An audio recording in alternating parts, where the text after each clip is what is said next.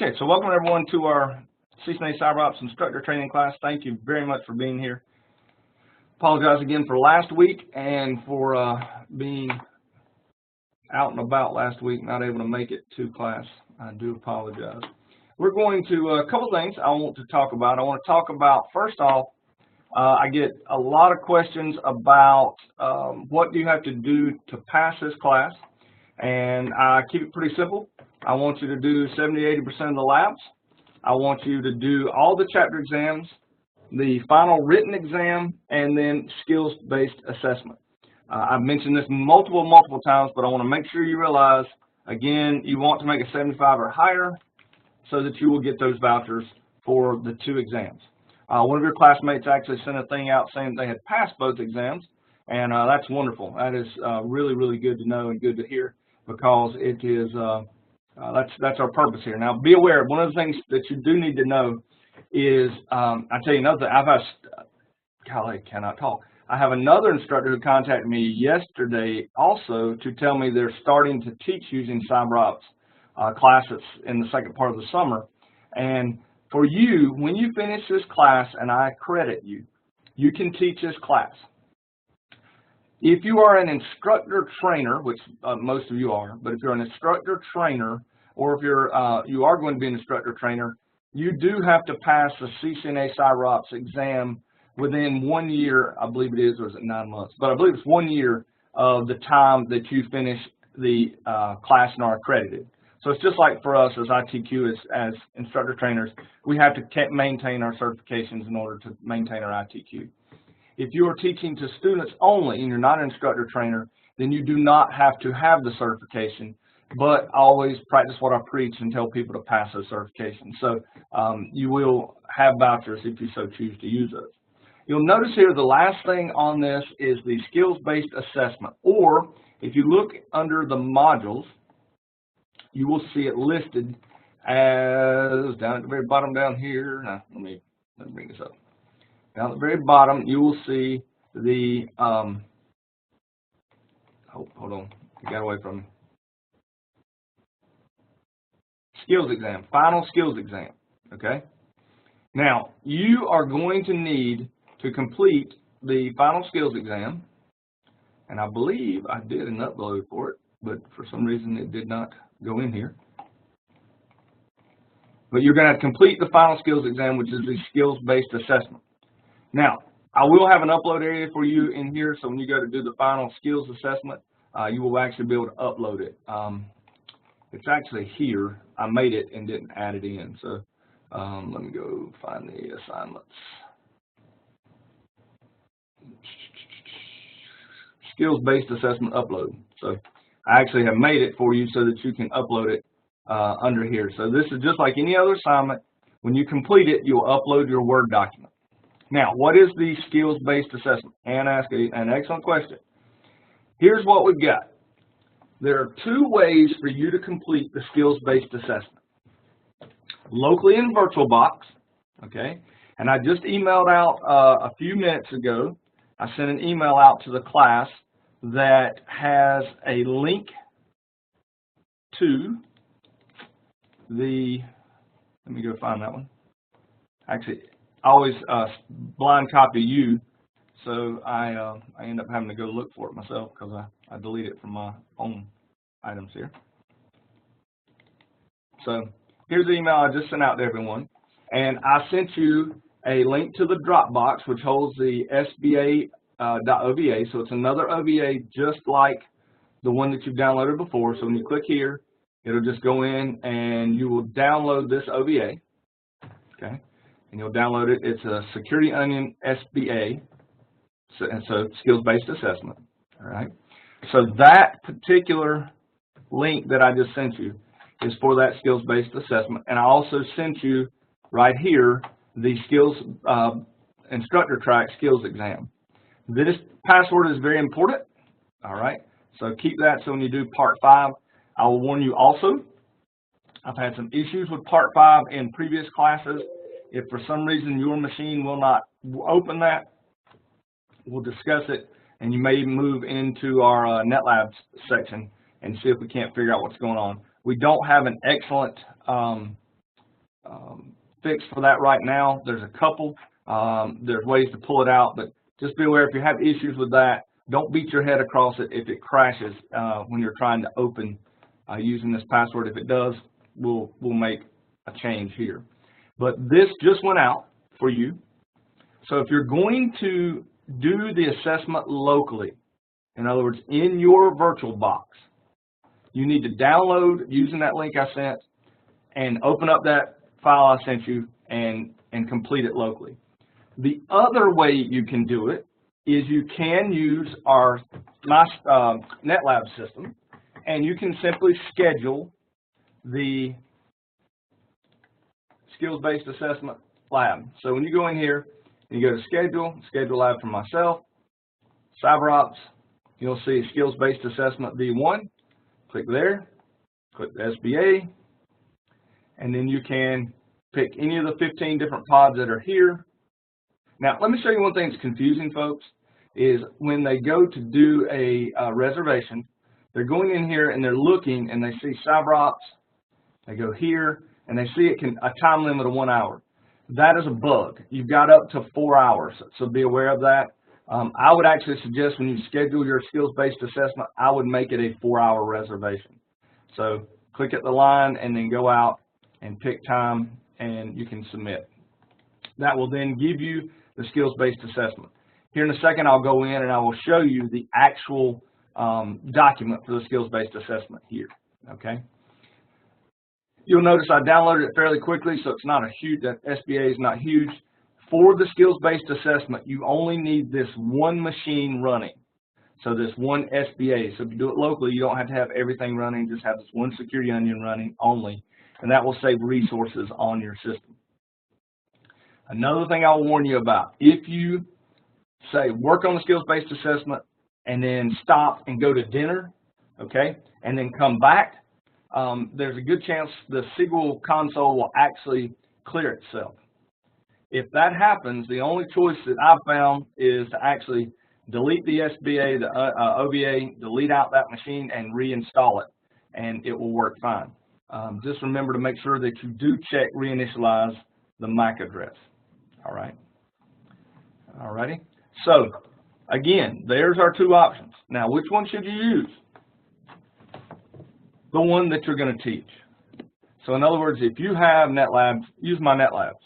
If you have no NetLabs and you're going to be teaching using VirtualBox, then I would suggest that you complete the skills-based assessment using VirtualBox. I want to warn you also, this is the instructor version. It is slightly different than the one that's in the class for just students.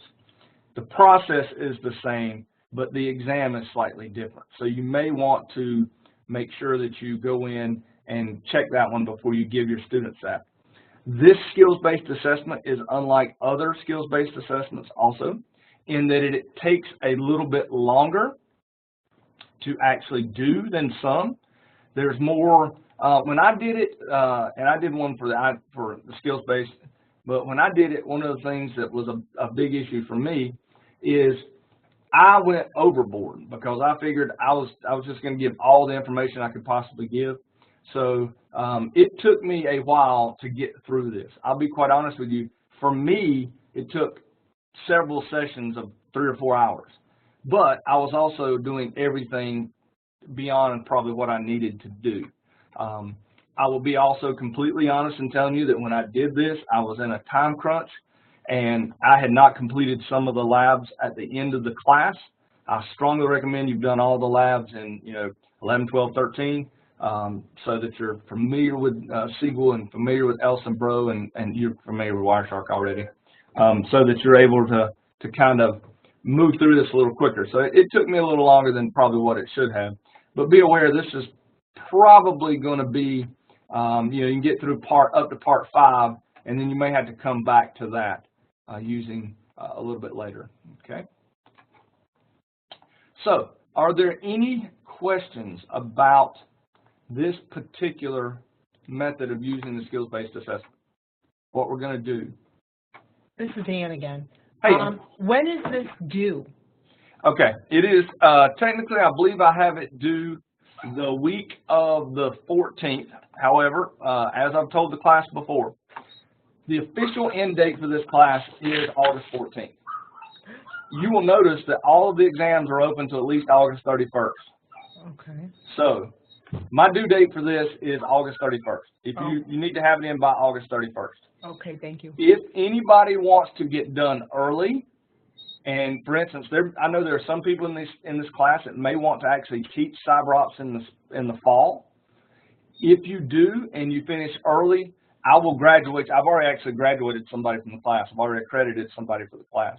Wow. So if you're interested in that too, don't feel like you have to wait till the 31st. Also be aware, if you see the due dates in the class, the due dates are set through the 14th. The class is going to run at least the 31st, okay?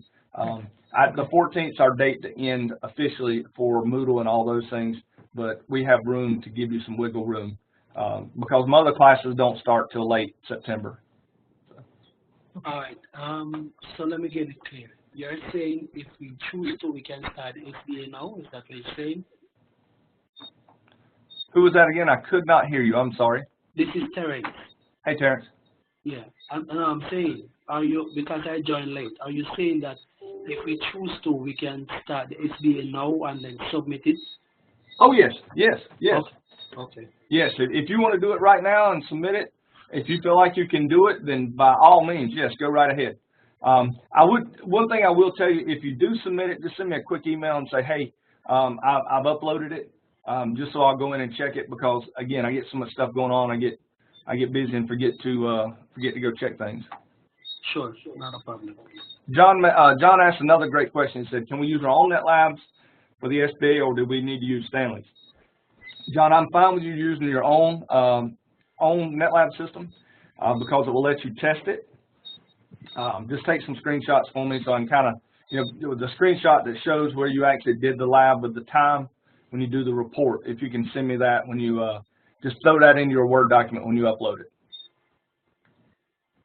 And that would be perfect because that's actually a good idea. If you do not receive the email with the dot, Kendra dot, really? Okay.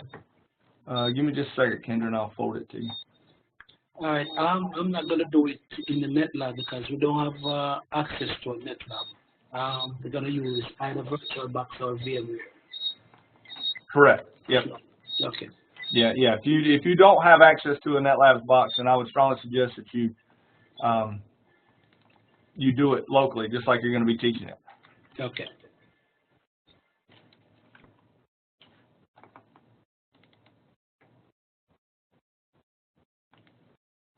All right, Kendra, that should come to you now, so just check here in a minute, see.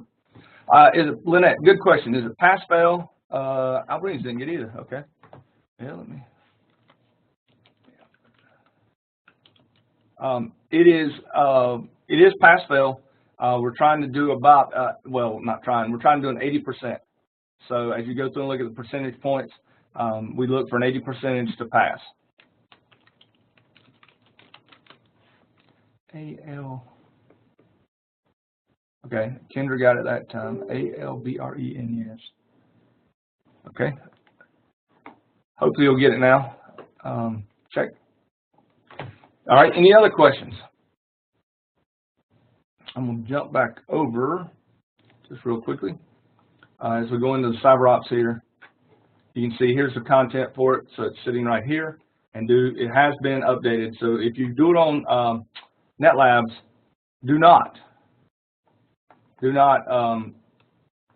use the document I sent you an email. Use this one and just put your answers into a Word document, and that'll be fine. I think they're pretty much the same, but I just don't want to have any problems. Okay.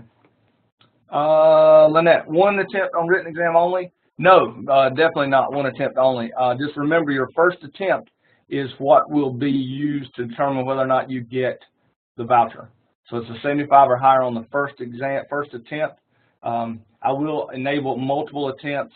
The other problem well, it's not really a problem. Here's something really neat about Cyberops that is completely different than any other class we've got in Metacad is, check this out, and some of you may have seen this already, but when you go into the assessment center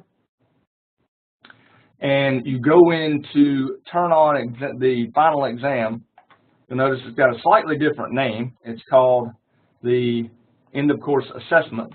But when you click here and you create an advanced activation, look at the window.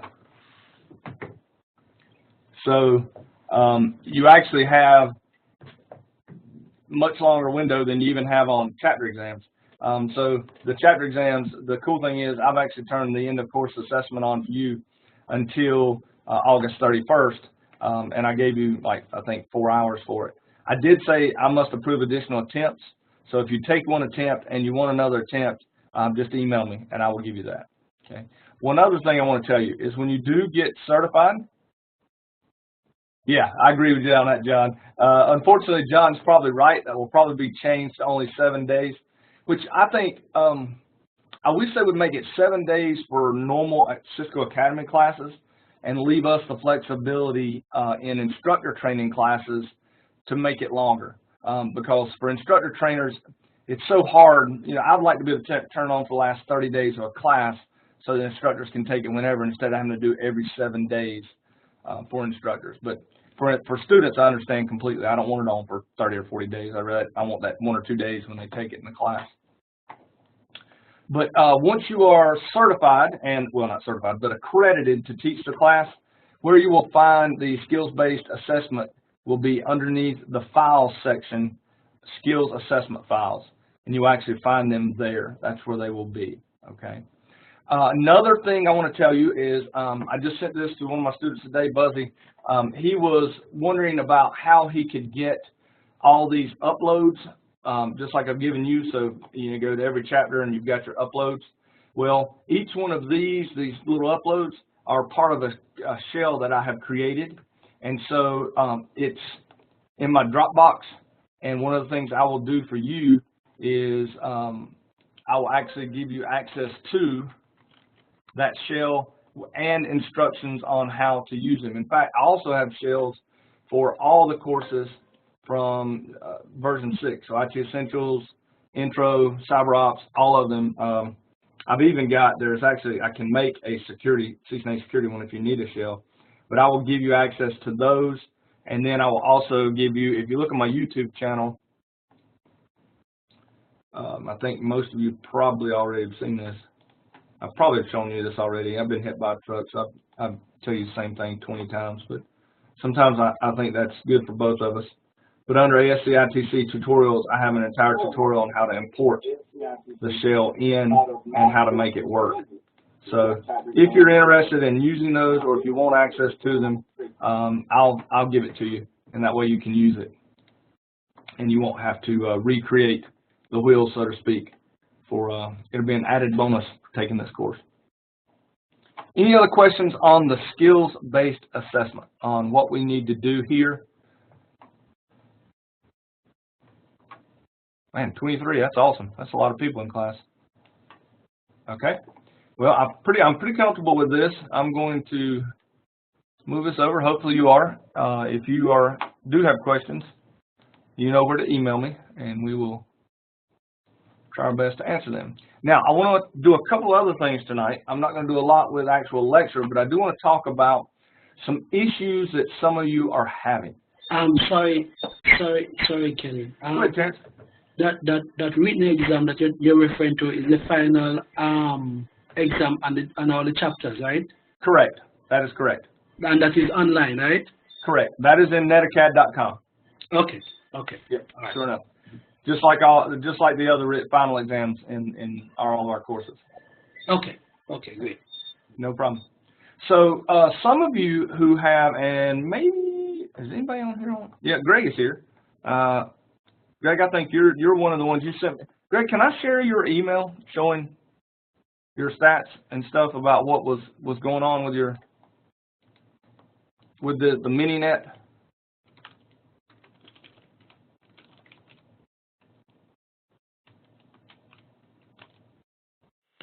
Yeah, no problem there, Kelly. Go ahead. Okay.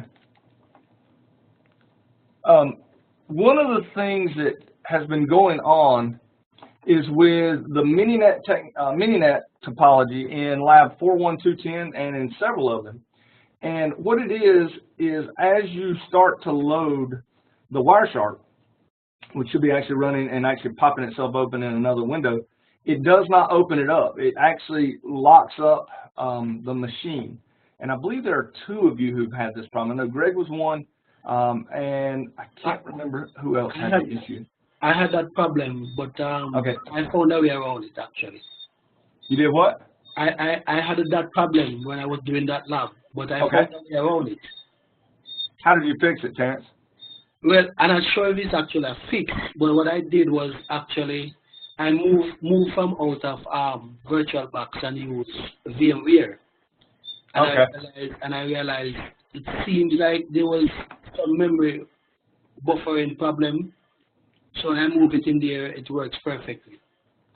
And that's what I was worried. But I mean, and one of the good things, and Greg, I'm gonna use this if you don't mind showing the. But it was a laptop. It was a Lenovo laptop with 8 gigs of RAM. Terrence, were you running on a laptop? Yes, but my laptop was 32 gig. Oh yeah, that shouldn't have been an issue then. So I use it for security purpose. So okay. So as soon as you converted them to VMware compliant OVAs, then it worked fine for you? Yes. Huh. Okay. Then I don't, Greg, I don't have a great answer for you then, because it seems like the first class I didn't have anybody have this issue, and I run the same lab on mine, but I also do have 32 gigs of RAM.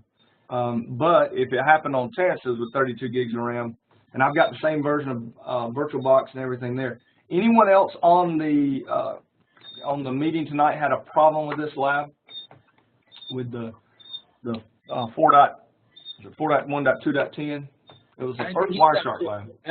I think it's a buffer problem, because what it does is actually hangs the entire machine. Yeah.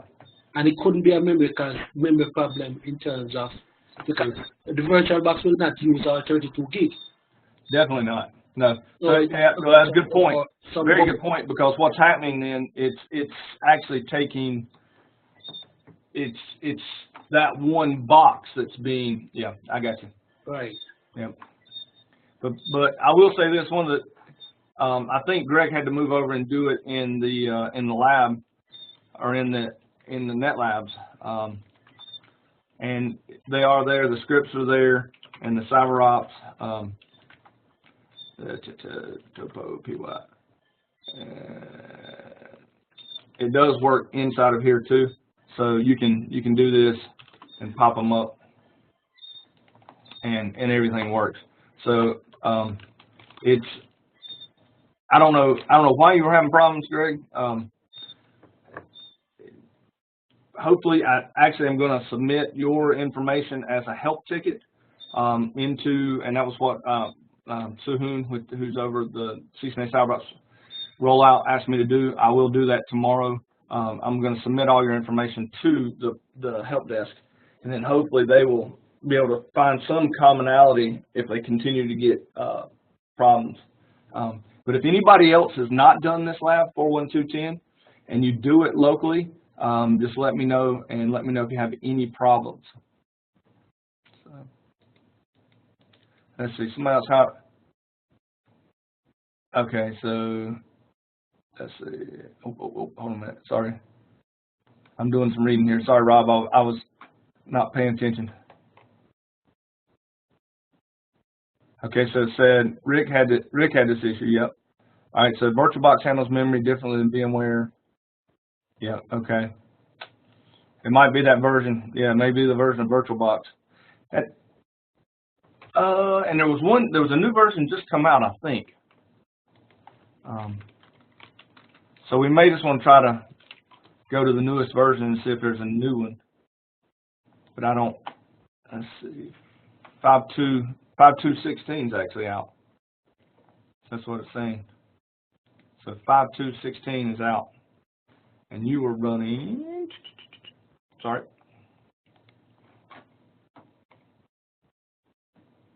5.2.12. So maybe we could update to 5.2.16, Greg, and see if that fixes it. Give that a shot, because that is now out. So I just downloaded that. So, all right. Yeah, and I agree with you. NetLabs is very nice for it, but again, it's not something everyone has. I am trying again to looking for a grant to really build on. The beauty of this particular setup would be it's very easy to host. It takes a lot of resources, but it's easy to host because you don't have to have equipment. So I would love to have some. I'd love to have a couple $100,000 worth of servers. I got a massively nice place to put it. All right, that handles that issue. And like I said, if you do run into it, folks, go ahead and go into NetLabs and do these labs in NetLabs, anything with Mininet. Then you can at least see them. And then as we work on a fix going forward for the issues that are going on. All right. Have there been any other issues with the labs? Any other problems that you've seen? How many of you have been using NetLabs? I know there's not many people online when I do it, but by the way, have any of you done this lab 9-1? I know some of you have, but 9117?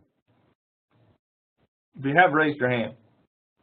All right, Lynette did, or just type in the chat, yes? Okay.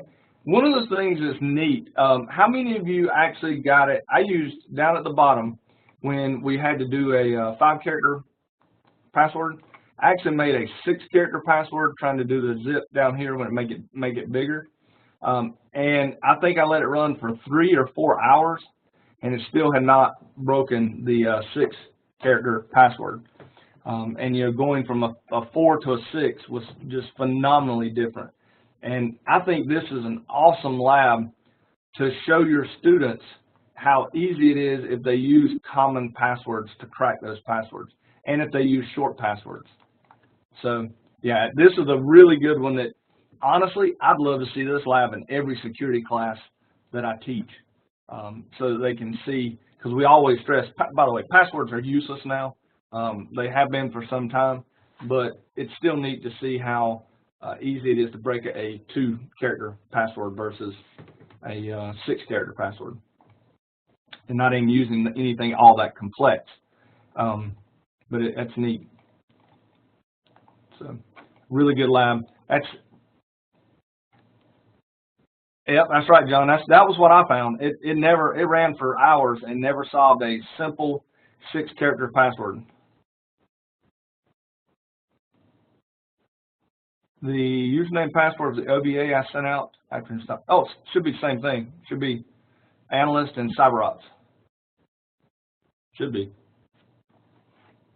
And I can also import that in. Which, by the way, that's what you will do when you get it, folks. You will go in here and you will import the appliance, and you will go get downloads. You'll find the Cyberops skills-based assessment. That's actually the one I had here. Next. Make sure you reinitialize the NIC card and then import, just like you did with the others. And that will bring it in so that you can use it. So, and that will be in VirtualBox and will allow you to do that.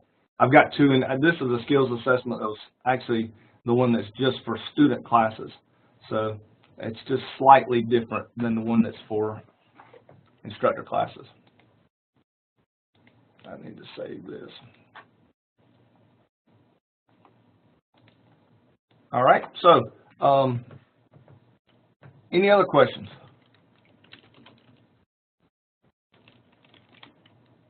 Any labs giving you trouble?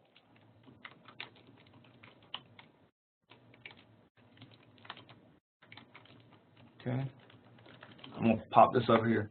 I'm going to jump back over to chapter 9 real quick then, just to give you. This chapter has some really good labs in it, but as far as concepts, I don't think there's a great deal of concepts that are going to be confusing for you or your students. This is cryptography and public key infrastructure. I will tell you that you need to know this. You do need to know it because it does show up some different places. It is things that we have seen before in Sec Plus and a large number of other classes. So this one we can kind of blow through fairly quickly. I do like these. I like seeing the German Enigma machine God, I cannot remember. The NSA's got a site that's for different types of passwords and all of those things. And we all know that the real hope for encryption is that by the time it's broken, the information is no longer useful. And that's really what we want to do. We want to make sure that we can make the information useless if it is decrypted down the road. Different types of key links, and I think this is shown pretty easily when you also look at the types of encryptions with that lab. And there's some really good labs in here showing those. Hashing, which is for integrity, not necessarily for encryption, pretty much just for hashing, or for integrity, sorry. These are not new concepts. I will tell you, I believe it's coming up, that I had, you do need to know the difference between symmetric and asymmetric. Symmetric's using the same key to encrypt and decrypt. Color example, Diffie-Hellman. John, that's funny because I'll be honest with you. The Diffie-Hellman item they have in here, here's how to explain it to me with Diffie-Hellman. And for a long time, and you have to understand, I'm not a math major. You take one big number on one side and another big number on another side and mix it with some secret sauce, and you end up with two numbers that are the same, and it's, yeah. If you got a thing with simple numbers, send it to me and I'll send it out to everybody. Yeah, I've used this in another security class before, and I have my students partner up and just use a small prime number P and G value, and then have them pick their own 3-digit security or private number, and then go through the formula. There's a couple of, there used to be in a CCNA security, a great little PowerPoint that showed the formula for calculating Diffie-Hellman, and then when they get to the end, you know, the two partners in the class will come up with the exact same shared secret number, and it usually blows them away. But this color example, I think, is a terrible example. Yeah, it is a little difficult. I agree. If you use a couple of small, you know, prime numbers for the P and G values, right, and then have them stick to a 3-digit, you know, private key of their own, it's pretty simple to run through the formula using a standard calculator to come up with the shared secret key.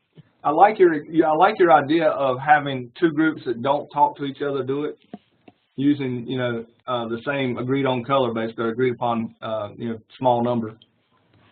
So let me grab this real quick. Oh yeah, here's the explanation, and look at this, they actually pulled the colors. They basically pulled this straight off for the example here.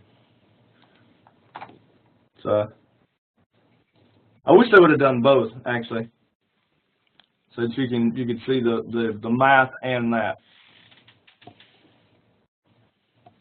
Definitely. I think the good news is it's this PowerPoint about which PowerPoint, Greg?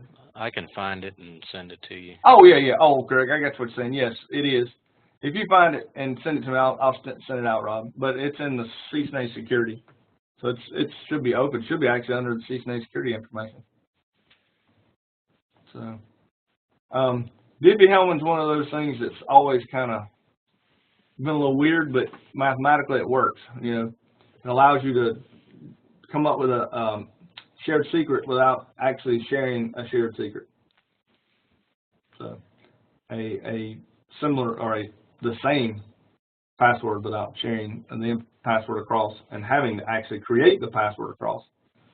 So basically creates one.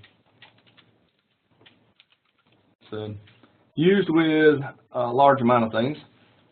Again, here's some of the things: knowing block ciphers and stream ciphers, knowing triple des, symmetric. You don't have to know all the sizes, but it's a good idea to know a good number of them, because that could show up on the exam. Especially when they do this, when they show you two different slides that are the same, and they've talked about it all throughout. So remember, asymmetric is public key encryption. You may also want to know public key encryption standards, some of the basic standards, the PKS standards, and what they're used for. And looking at different Diffie-Hellman groups and sizes. And we're looking at the public key. There are 15 public key certification standards. So if one had been removed, but all different types of keys and items that are listed here. Now, let me ask y'all something. Which do all iOS versions support encryption? Yep, CCNA Chapter 7, CCNA Security. The answer is definitely no. There are some versions that don't support it, and there are some versions that can't be sent outside the U.S. So, digital certificates, you can look at those. And there's a lab where we go through in the lab and look at the digital certificate and how that proves that something has been signed. You can also just, show your students certificates in anything that you have, so you can see the path, what type of certificate it is. You also get to see here, guess where this is hosted. There you go. It's on Amazon Web Services. But you can see the different size of the public. There's the public key that allows us to do encryption, and all the different parameters for the certificate itself. And there's certificate path, certification path. Again, I think probably most of you have seen all of this before, and your students, honestly, when they get to this class, will have seen this before, but it won't hurt for them to go through this and review it, because they will probably have forgotten it. Because if they're like my students, they have Security Plus the first semester of their college career, and then this will probably be in the final semester of their college career, this particular class. All right, are there any questions about Chapter 9? Like I said, I don't really think I'd spend a whole lot of time here. Anything at all on that? Any on Chapter 8? Anything before that? We have about a month to go, well, a little over a month and a half, about 6 weeks to go in class. And you've got roughly, this week Chapter 9's due, and so you've got roughly, 4 chapters left and 6 weeks to do them in. So you've got time to catch up if you're behind, so please do that. Anything I can do to help, let me know. And I'm going to actually, at this point, if there are no questions. Kelly, the SBA, is there a password to use the SBA, or?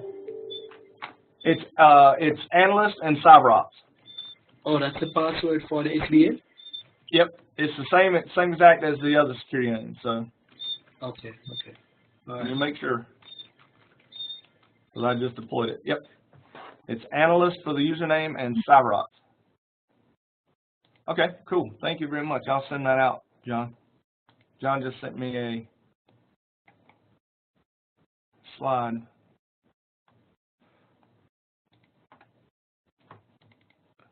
John, if you don't mind, I'm just going to forward this to everybody.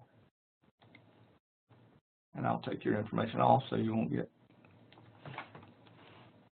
your emails not out there. I don't care. I just have students pair up, and then I give them like a G value of 37 and a P value of 1023 or something. They're just 2 prime numbers, and they can use a standard Windows calculator to calculate and exchange their public keys and then calculate. Okay. We'll It's just a real easy example of doing a class with pairing up students, and I think at the end of it they're quite amazed that the mathematical formula comes out always exactly correct. That is cool when you again do it across the room where they don't really know. Rob, you said Chapter 9? Yeah, Chapter 9 is, I believe they're due this week. They're due on the 22nd, July 22nd. So let me stop sharing this. And let's see, the question was, oh yeah, Rob, Chapter 9 would be nice if you could get there. If you don't get there, that's fine too. But if you can get to Chapter 9, that would be great. So I'm going to stop recording real quick.